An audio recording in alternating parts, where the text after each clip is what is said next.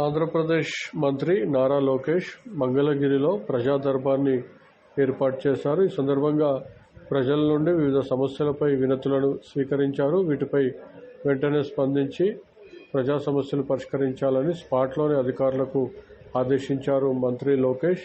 దీంతో ఏపీలో TDP mark పాలన ప్రారంభమైందని ప్రజలు హర్షం వ్యక్తం చేస్తున్నారు.